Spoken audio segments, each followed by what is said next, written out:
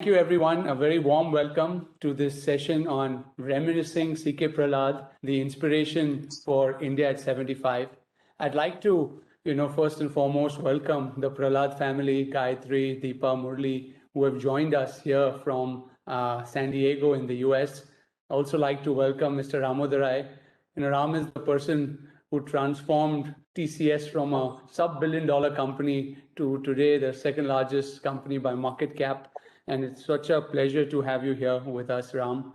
I'd also like to welcome Mr. Tarun Das, the former Director General and Chief Mentor, who also built an organization that the world looks to when it comes to Indian industry, both as the Director General and Chief Mentor of CII. And of course, we also have with us Chandrajit Banerjee, the Director General of CII, who is an organization that has championed the vision of India at 75 for the last 14 years. And that's where we are today. So a very, very warm welcome to all of you. I would really like to start this session by first inviting, his wife, Gayatri Prahalad. I would likely say the wind beneath his wings to open this session. Over to you, Gayatri. Thanks, Rajan, for that kind introduction. Members of the India at 75 Council, it is my privilege to address the Council today. It is wonderful to reconnect, at least virtually, with good friends like Mr. Ramadurai, Mr. Das, Mr. Banerjee, and of course you, Rajan. Before I begin any remarks for the occasion, I would like to take a moment to acknowledge the tremendous pain that India has suffered during the past 2 years and extend my sincere condolences to all of you who have lost members and loved ones. I would also like to express my gratitude to those who have gone above and beyond to extend their help during these challenging circumstances. We have a year before us until the 75th year and reflect and decide on a course of action. I look back in my mind's eye at my husband sitting in his study, preparing for his talk on India's 60th anniversary and asking him what he was going to say. He said he was going to be brief about the past 60 years as they were already in the rear view mirror. He felt strongly that we had to plan for the next 15 years about where we wanted to be, knowing that we could not afford to lose the window of opportunity. Today, we are here looking back on the past 14 years to take a look at our journey. We have made progress, but we have also been given a sobering look at where we have fallen short. Today, the biggest challenge we see, the biggest change we see is in our infrastructure. Our airports are on par with anywhere in the world. Our highways are getting to be great.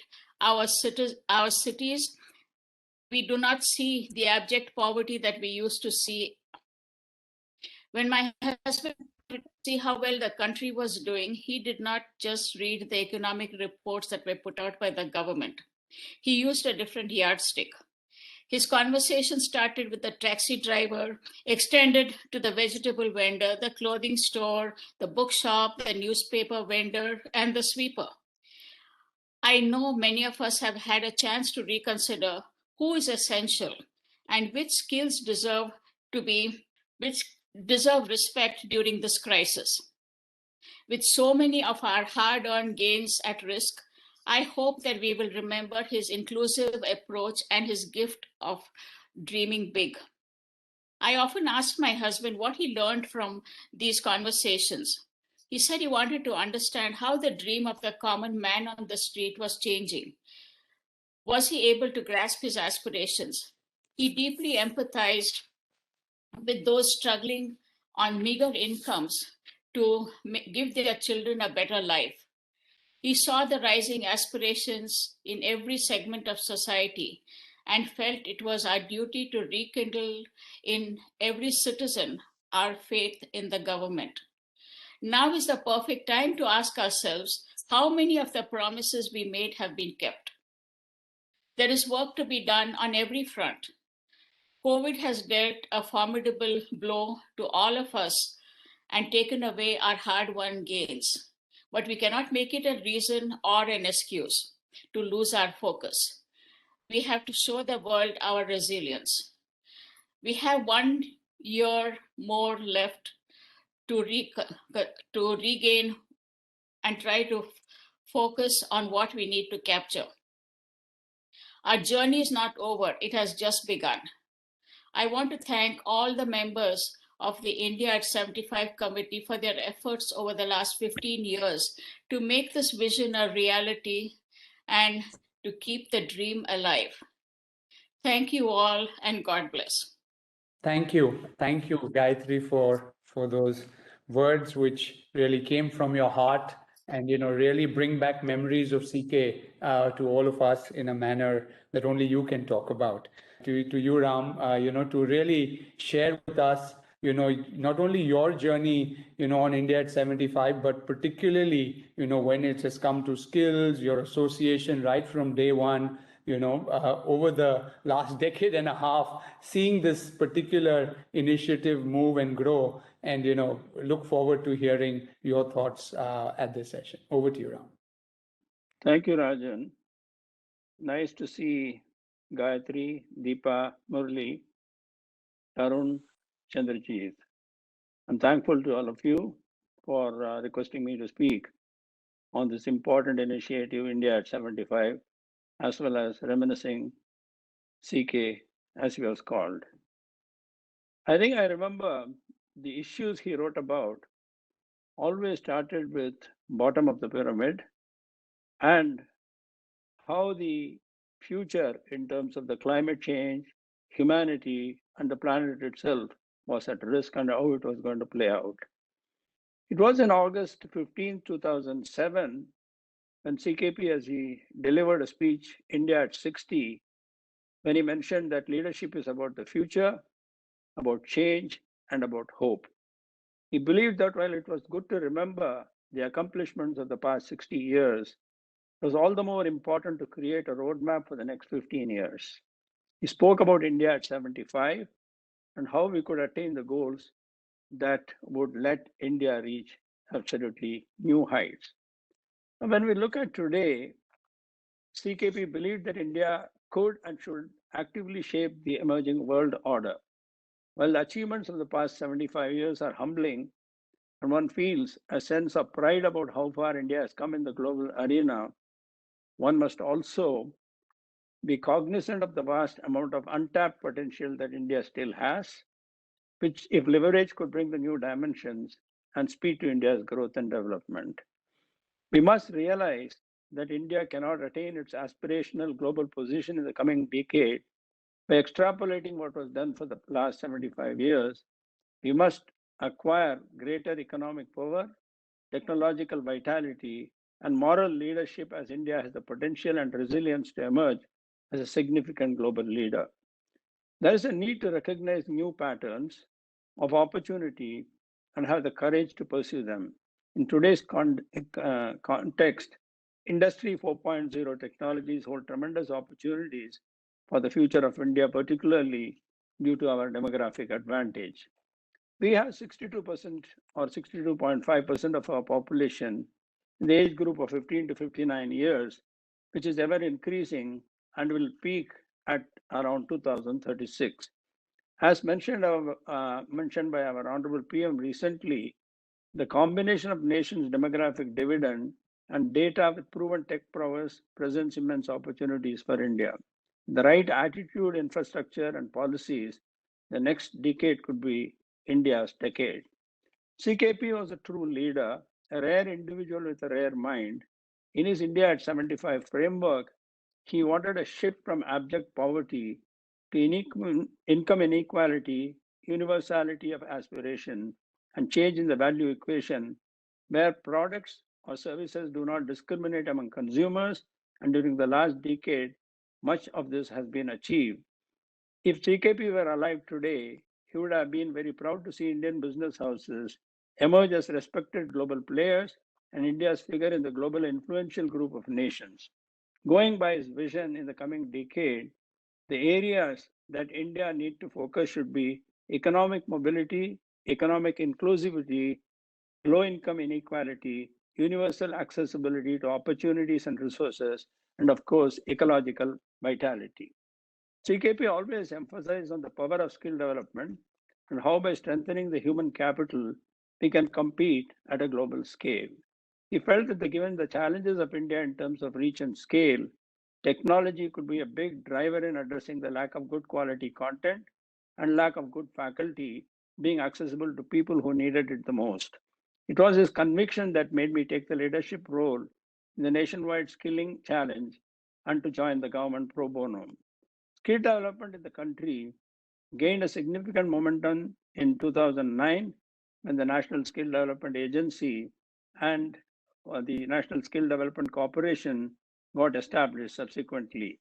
I think this was the year 2011 when I started working as an advisor to the former Prime Minister and on skill development.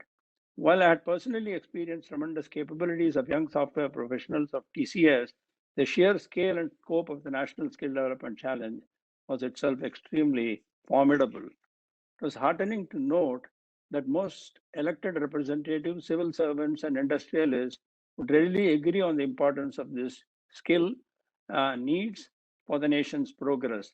But the challenge of harmonizing the diverse efforts of multifarious ministries, departments, state governments, central institutions, the NGOs, industry sponsored institutes in skill development space was a massive exercise in itself.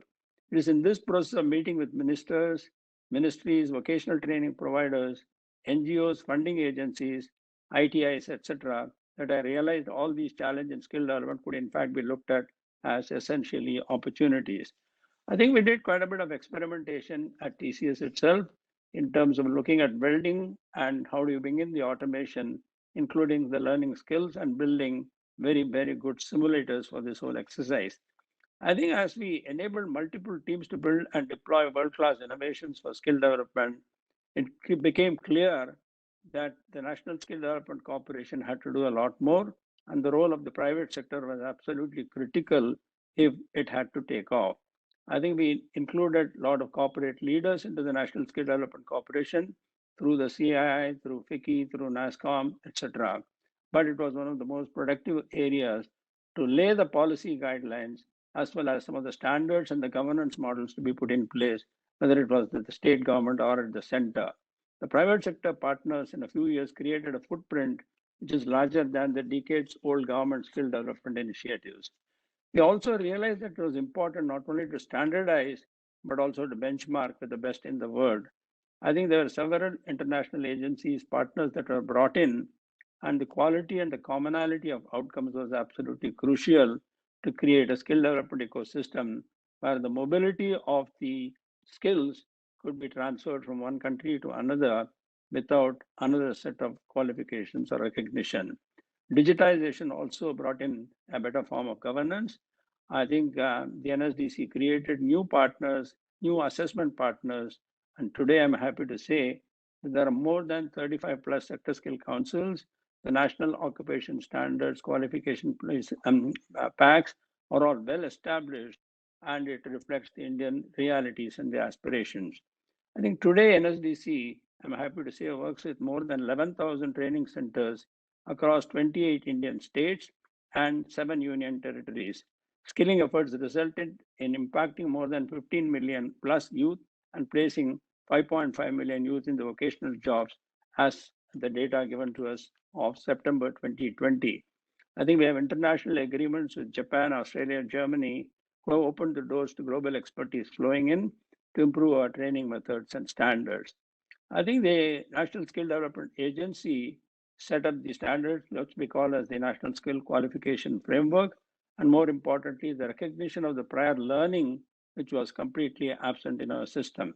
A labor market information system was also launched, and the apprenticeship program was completely redone so that the apprentices and the acceptance by the corporates was a way of life. I think in 2014, the Government of India formed a new ministry where the Ministry of Skill Development and Entrepreneurship was formed, and this became a priority to give further impetus to our efforts.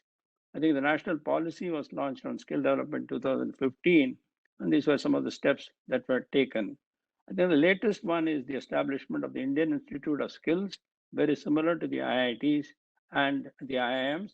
And this would be the premier institutes to provide advanced skills in highly specialized areas of defense, aerospace, oil, and gas. According to the OECD's economic outlook for 2021, we think Indian economy contracted by 7.7% in 2020. But however, despite the slowdown, they have projected a growth of about 9.9% in the year 2021, probably the fastest among G20. If I'm not mistaken, the Reserve Bank also said about 9.5% about a couple of days ago, and hopefully that should generate a lot of employment for our youth. As India's economy is shifting away on all levels of formal education, but climate education must be taken beyond the school level into the undergraduate courses across disciplines with links to technological courses. This will equip the students with skills and learnings needed to build a green jobs ready workforce who will go on to become green consumers and climate aware and engaged citizens. Climate literacy and green skills holds the key to addressing climate crisis. This is the only way through which we can prepare the youth of today for a future of sustainable growth and green economy where policymakers are held accountable for climate adverse steps and policies. On the other hand, the pandemic has aggravated the inadequacies in India's healthcare sector, revealing a somber image of nation's primary healthcare, with only 3% of India's doctors living in rural areas, where 70% of the population resides. There's not only a shortage of doctors, but also a severe dearth of community health workers. It is estimated that about 80% of disease conditions can be addressed at the primary care level. And to achieve that, there's an urgent need to ramp up the percentage of primary health workers across the country. A community health worker is the most important cog in the wheel of the primary health services. Frontline workers cannot only help control the disease spread, but can also be deployed effectively in promoting awareness in communities about disease prevention measures.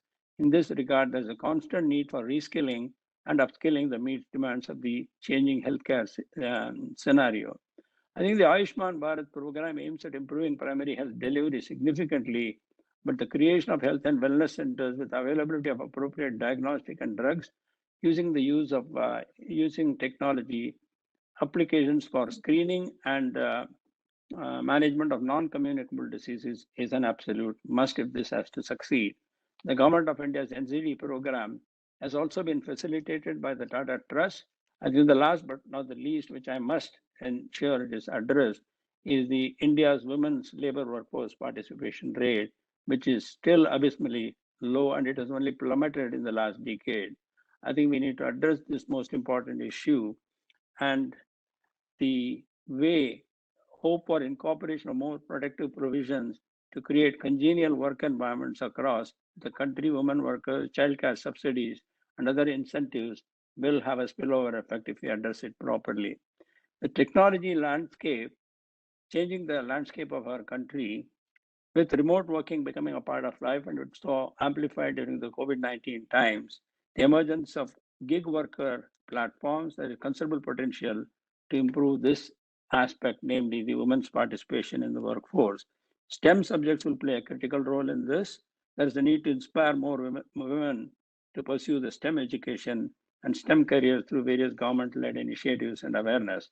I think we have, in conclusion, I would like to say we have created a very large momentum in the last decade, but if we have to move, we have to move more aggressively with concerted effort, constantly improving, innovating, and adapting, but absolutely not losing the focus.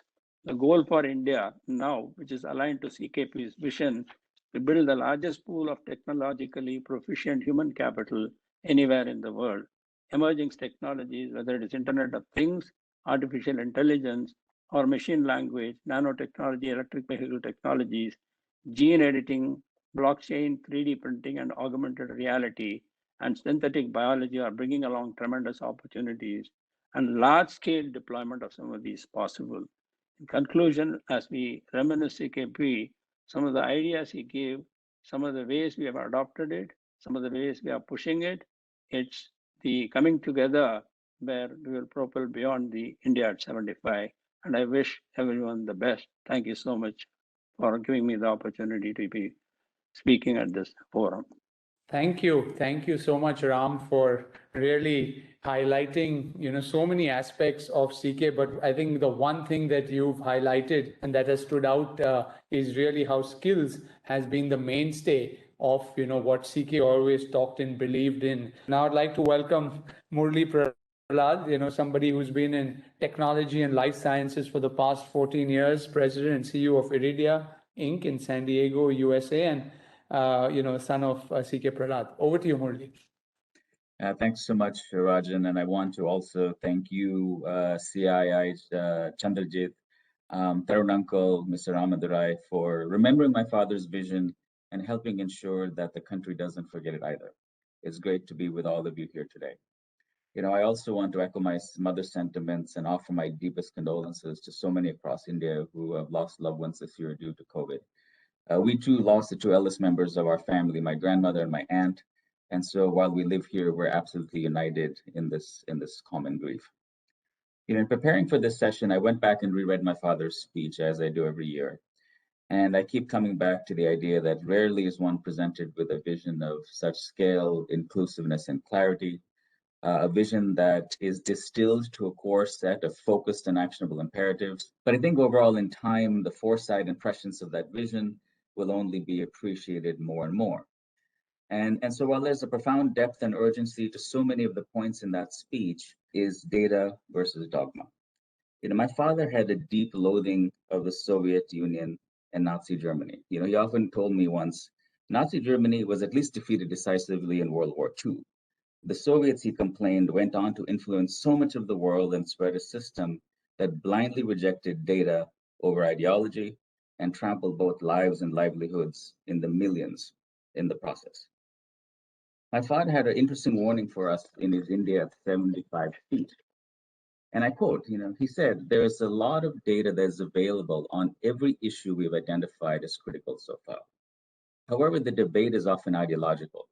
Data gets distorted, or worse, not even used. History is full of examples of the human consequences of placing ideology over data-driven reality. Those include the millions who died in the gulags of Stalin or the famines of Mao. Democracy does not necessarily buffer a nation from the unintended negative consequences of poorly informed choices. These words haunt me this year. And so where do we go from here? My father was always an optimist who looked at the future. Here too, I would invoke one of his greatest inspirations, Swami Vivekananda, who said, we must have faith in the blood that runs through our veins, and that faith and that consciousness of past greatness, we must build an India yet greater than what she has been. There have been periods of decay and degradation. A mighty tree produces beautiful ripe fruit. That fruit falls on the ground, it decays and rots, and out of that decay springs a root in the future tree, perhaps mightier than the first one. My father was an ardent believer in India's resilience. Today, India and her diaspora may be more united in pain than in purpose. COVID spared no one, young or old, no caste, no creed, religion, rich or poor. In the most tragic of ways, it has united us and reminded us of our commonality as Indians and our commonality as people. I could only imagine my father asking, how could we transform that shared pain into renewed shared purpose? Can we approach the rebuilding of the economy and the healthcare system as a springboard for more transformational and urgent reforms, more experiments, bringing together India and its diaspora to pioneer new products and services and new modes of administration and governance that are so desperately required? Now more than ever, my father's message and roadmap calls to us. I pray that under these most unique of times, this tragedy is a catalyst to hear that call. Thank you so much. Thanks, Murli, for talking on a subject that has been so close to both you and to CK, and really discussing how we can see the future unfold in some of these areas as we move forward. So thanks for that. I'd now like to invite Deepa Prahalad, who's an author, speaker, innovation design strategist with an emphasis on emerging markets and social innovation, and daughter of CK Prahalad. Deepa, over to you. it's a privilege to see you and at least virtually and have this opportunity to speak with the council. My mother and I have traveled back many times, and we are looking forward to seeing you in person again. And I think in a time like this, it's impossible for any of us to pretend that any of us saw this coming. This has been a time of unprecedented challenge. And I think because of that, it's time to return a little bit to first principles. I think Mr. Ramadurai brilliantly summed up the emphasis of the original vision. This expansive idea of India being a source of global innovation, fostering arts and culture, and using these three key pillars of technological vitality, economic strength, and moral leadership really reflect, I believe, my father's ability to look deep into the past and far into the future. I think what makes him stand out is his always this keen and deliberate balance between understanding that focus is what builds strong companies, but it's a respect for diversity that builds strong societies. And he never forgot that. Many people asked him, well, why don't you start your own foundation? Why don't you address your things this way? But many of us have grown up hearing that when we're choosing our partners in life, we have to look not just at the individual, but at the family. And he truly believed that what happened in India was something that was happening in the family, and that no individual achievement would ever compensate for not having an India that was strong, that made us all proud. And that was the spirit in which he created this vision. So why were the goals so ambitious? This has been an issue widely debated from the beginning. So those goals that he outlined are incredibly ambitious, but they were never pulled out of thin air. They were set forth with understanding what was outside of existing corporates by design. They can't be achieved with even flawless execution of everyone's business strategies or expansion of existing policy. All of the milestones on skills, urbanization, and everything else were made with the intention of forcing India to innovate and to be inclusive. In order to achieve these numbers, every corner of India has to be touched. There would have to be many more large corporations and startups created. There would be many more game-changing devices designed and produced in India. Old and new brands would appear on shelves in households around the world. And it's time to revisit why he also, although he worked so closely with companies, believed there had to be a national strategy. So much has changed in India since the vision was initially introduced. Many Indian corporations have grown in stature and gained international recognition. Many also have a very long and proud tradition of supporting worthwhile causes. Many now are even supporting entrepreneurs. New tools are at our disposal to drive social change. There are many achievements that rightly make India proud. However, lots of virtuous individual actions cannot compensate for a coordinated national strategy. Indian companies, cities, and states have all done good things. Still, countries with similar characteristics and even poorer ones regularly outpace India on basic development indicators, and the strains of inequality immediately dampen any hard-won progress. They also confuse the otherwise very exciting India story, both inside and outside. My father always understood the fact that a decent standard of living would be a moving target, and an inclusive approach was non-negotiable. He believed that the vision for society is captured in the writings of the nation's founders, the constitutional ideals that we all learn in school, but the delivery of those ideals is increasingly the work of entrepreneurs. Their successes, stories, and mindsets shape the way we create, connect, and behave.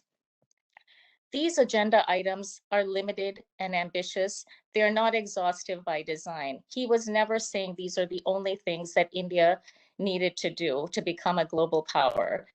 The focus was to provide a list of goals that would bring any aspiration India had within her reach.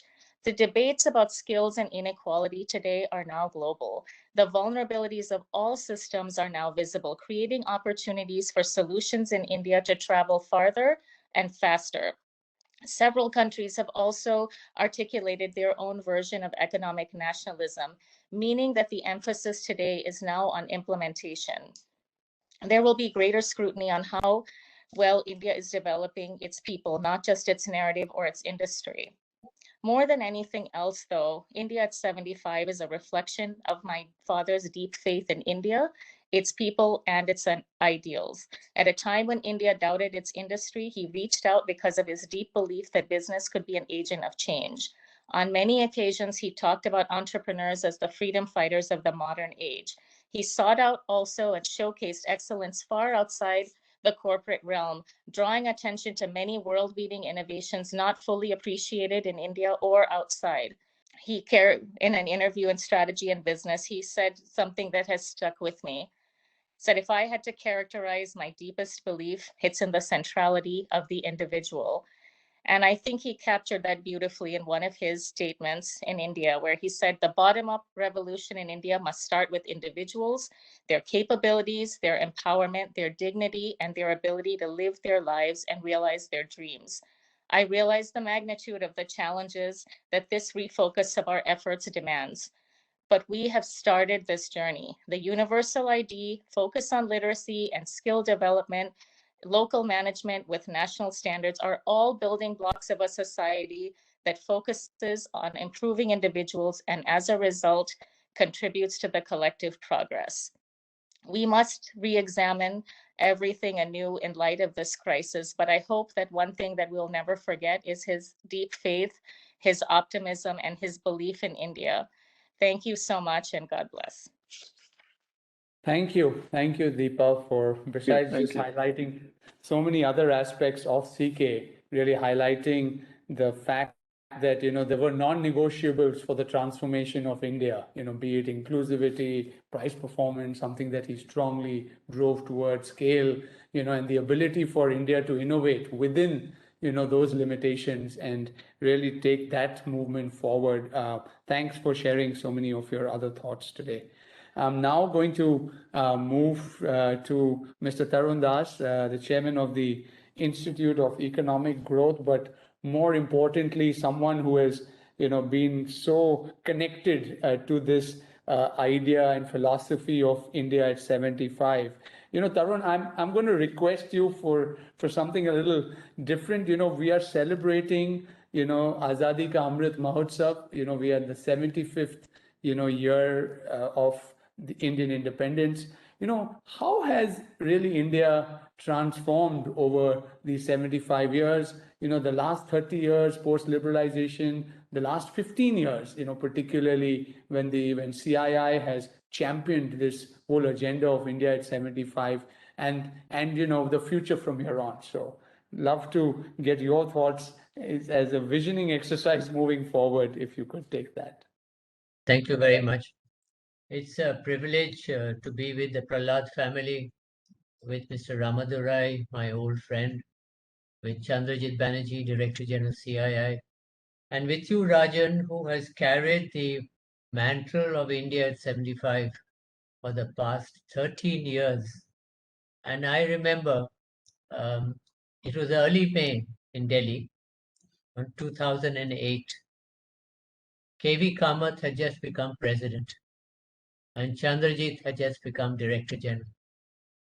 And we were having a meeting, and CK was present at that. And this meeting was being held to publicly announce the India at 75 program, objectives, vision. And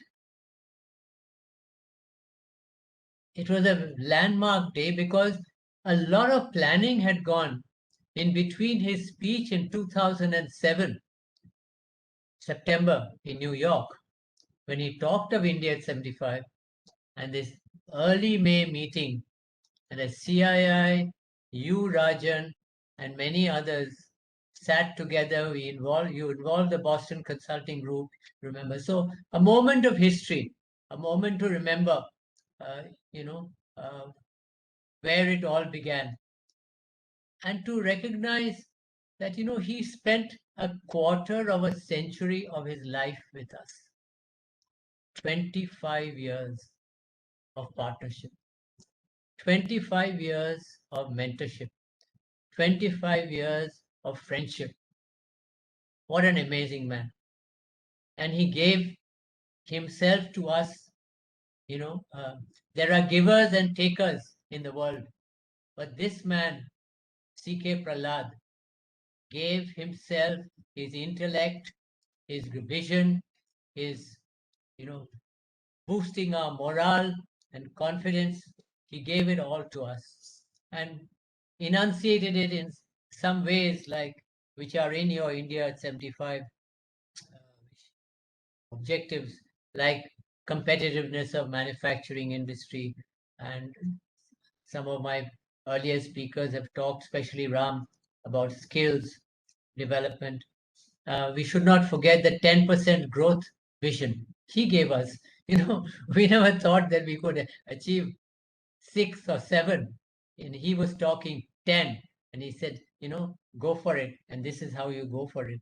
And he didn't just give us objectives, he worked with us side by side to make it happen. That was the greatness of the man.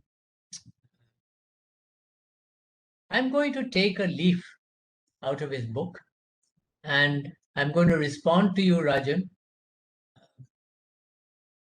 Even though some of the points have been covered, I'm going to give you 7 points. CK set out a 15-year block of time for us, ending in 2022. I am going to suggest to CII Director General and to you, Rajan, the chairman of the committee, to think about the next 15 years block of time as a tribute to this great man who gave us the vision of India at 75. So I'm talking about India at 90. And what do I want to see? And adding to what has been said by Ram, by Gayatri, by Murli, by Deepa, I want to see something that CK wanted very badly and which we have yet to achieve. So it's on the pending agenda. Deregulation, decontrol, free industry, free the private sector, move from a mistrust-based system to a trust-based system. Because then the private sector will flower, not only in India, but in the world. Second, he was always curious and he could not understand very often how the government of India worked or the state governments.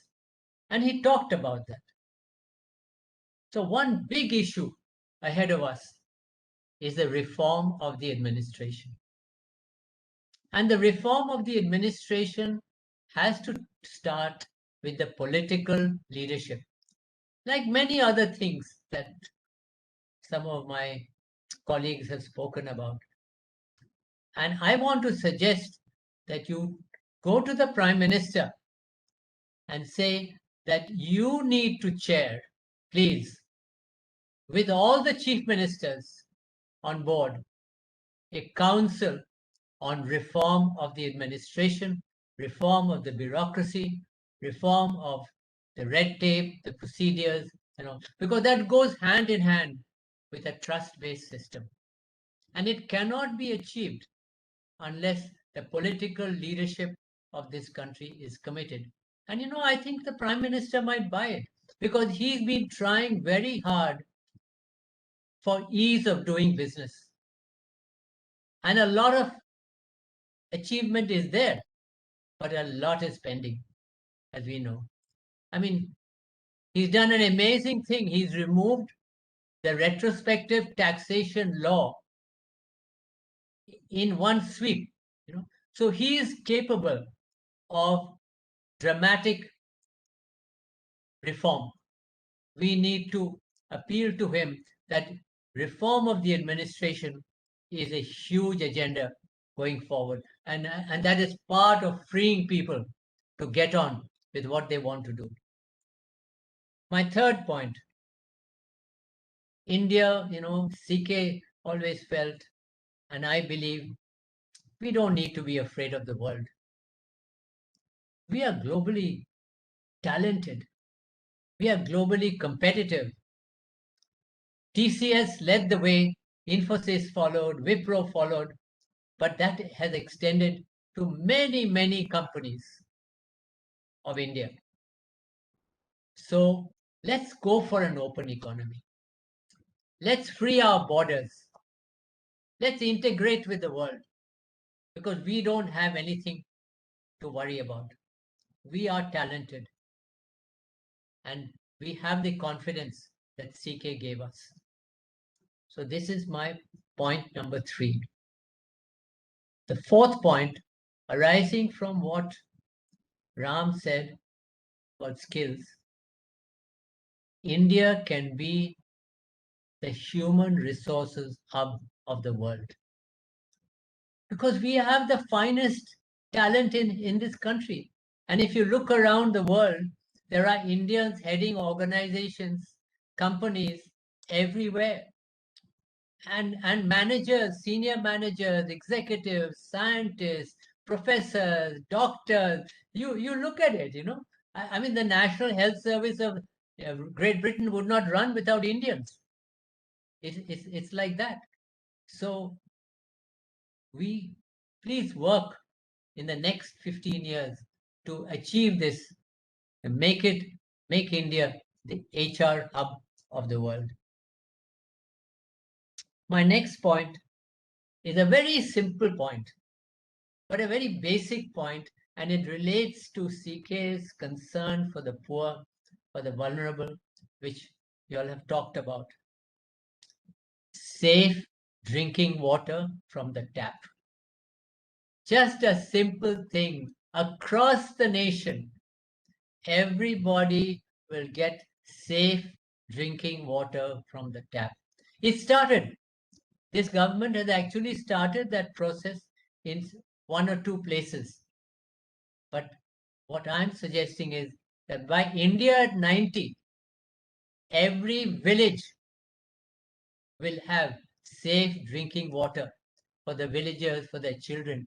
And Murli, to your point, can you imagine what an impact it will have on disease of all kinds, right? So this is a very small point, but a very critical point for the health of our country, for the quality of life of the country, because you have no idea what kind of water people are drinking. My next point flows from Ram's point about skills. We are not going to solve our employment problems by companies providing employment or the government providing employment, because government is a huge employment agency. And so many people say, oh, I'll go for a government job. That's not the answer. The answer is entrepreneurship. And the answer is micro, medium, small entrepreneurs. People who will employ 5 people, 10 people. We will revolutionize this country, and we will create jobs across the country at every level. If you push entrepreneurship across the country, take entrepreneurship to the local level, to the district level, to the village level, and encourage people to be self-employed, because they're only through self-employment and they're employing a few other people will we be able to achieve anywhere near full employment. We've got to get out of this joblessness. We've got to get out of millions and millions of migrants, millions and millions of people right now because of COVID, Murli, out of a job, out of work, committing suicide, taking their lives, uh, husband killing his wife and children killing himself. This cannot happen in India. This is not the India of CK's dreams. So we have to make sure that India at 90 is going to be an intensive self-employment, entrepreneurship pushing agenda. My next point goes back to a little bit to save drinking water, but 700 million people live in the villages of India. No healthcare, very little education facilities, no broadband facilities, very often no roads. We have great highways, but no roads for vehicles to get to the village. So the rural economy has to be transformed. This has to be a major objective of India at 90. And this will also help to decongest the cities of India, which are overcrowded, overcongested, unhealthy, and is leading to crime because men are leaving their families to come to the city for jobs. No jobs, so crime, rape, violence, all of that comes out of the frustration that these people feel and the frustration that CK talked about to Deepa, which she referred to. You've got to develop the rural economy. And my last point is gender equality and gender safety. Women must be safe in India. Women must always be safe in India, everywhere in India. Women will not be molested. Women will not be insulted. Women will be respected. They are the backbone of our society. They are the backbone of our families. We have to work in your agenda for India at 90 to make sure that women are safe and women are equal. Because that is something, is a huge pending agenda. Now I've finished some of my ideas on the agenda. I can go on. I must stop because of time. But I have one last point. Who's going to do all this? In my mind, for 15 years, no, for 14 years, Rajan, you with CB as your partner and his team have worked on this agenda that CK laid out for us. Because CII is a unique organization. It goes beyond lobbying for taxes. It always has. It's a development institution. It thinks of the nation. It thinks of the country. So you have to do it. You have to, CII has to take the responsibility. But within CII, I would suggest to Chandrajit and to you, Rajan, former chairman, you have a magnificent organization with magnificent potential, with which CK spent a lot of time, is the young Indians. They are the future. We are not the future. They are the future. So energizing the young Indians, as CK did, he spent time with them. He motivated them. He inspired them. You remember those days when he spent time with them. People would have tears in their eyes after listening to CK. And it was a life-changing experience for them. So please involve and build this young Indians cadre into an army of people, army of young people who will work for India at 90. Thank you very much.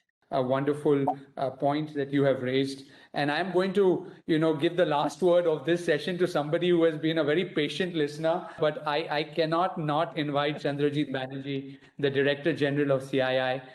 Thank you, CB. You have been a pillar strength, as Tarun mentioned, really held this agenda as an institution, even through your personal leadership, very, very strongly over the past 13 and 14 years.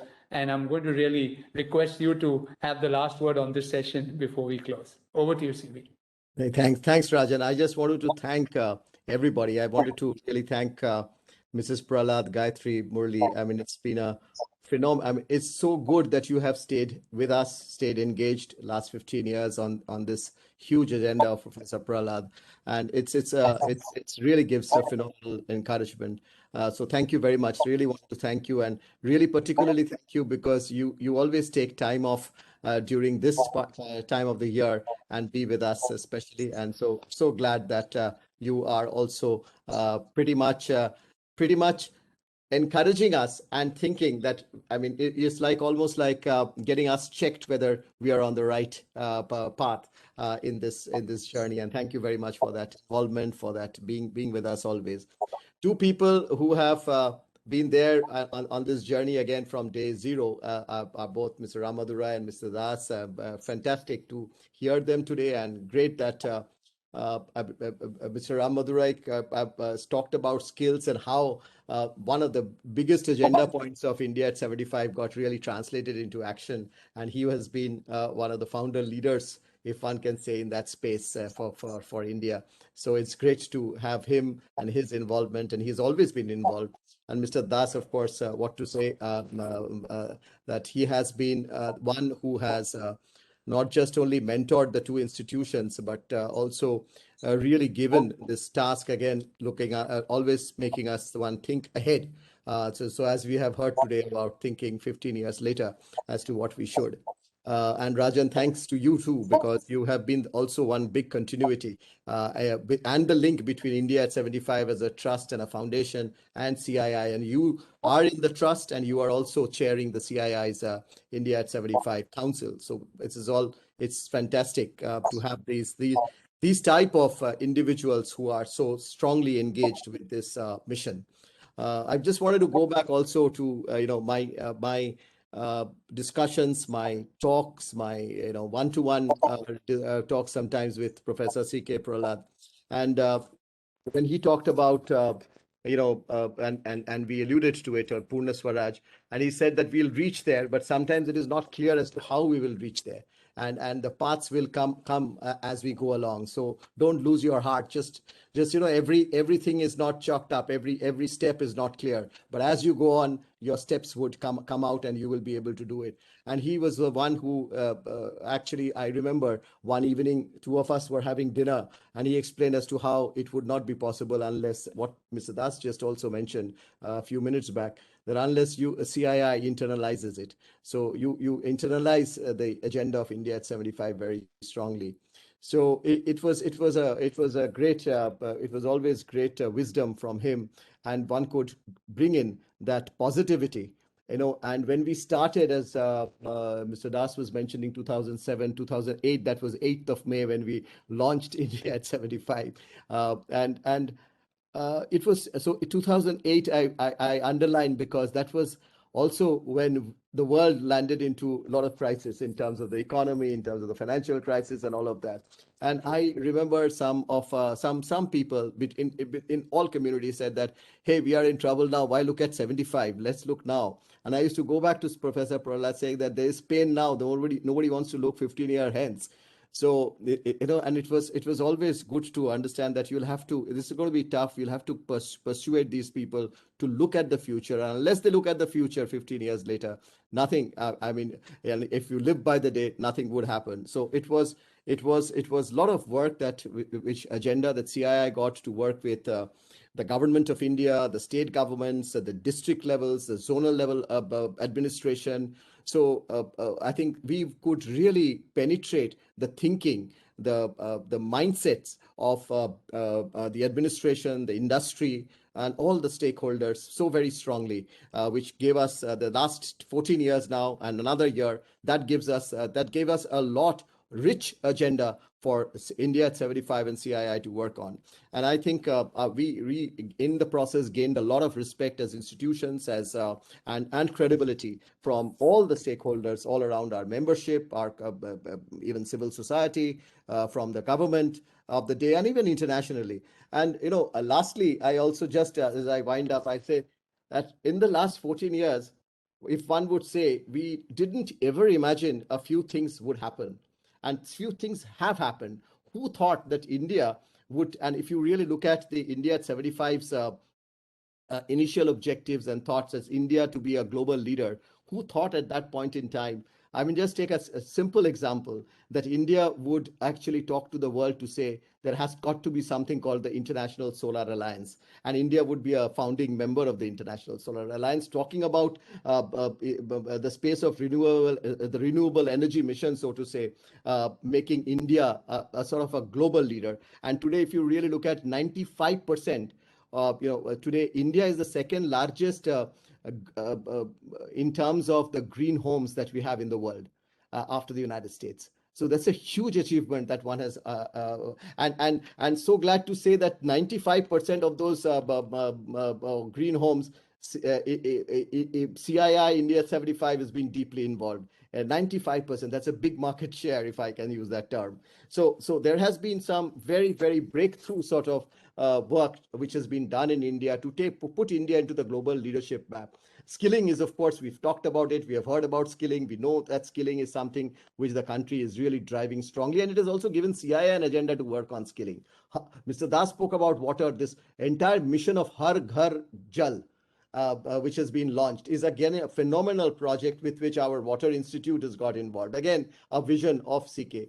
Toilets, for simple thing, common man, toilets in every home, water at every tap, cooking gas for everybody, LED revolution. So we have seen some very simple yet very powerful thing. And one of the big agenda, if you recollect, that was there in the India at 75, at that point in time was infrastructure. And we are seeing India going steadily forward on that. I wanted to say that why I mentioned the last few, so if I can say achievements, is because it gives me a lot of encouragement, and it gives a strong sense of optimism that yes, I do not know what we envisaged as India at 75 then for 2022, whether we are all there, but I'm certain that we have done well in 15 years, and we have really come a long way.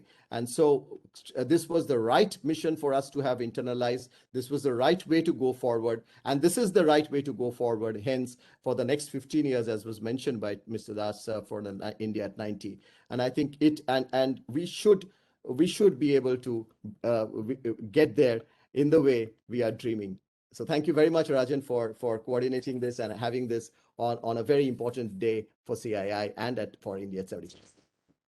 Thank you, Chandrajit. And the India at 90 is really something that we've been thinking about, but we're going to strengthen it. And I thank you, Tarun and CB, and everyone for helping shape the future agenda of what has been a fantastic journey. So thank you, Gayatri, Deepa, Murli. Thank you, Ram, so much for being here. Thank you, Tarun. Thank you, CB, for a lovely session. Thank you, Rajan. Thank you so much. It's great seeing everyone. Thank you. Bye. Thanks, everyone.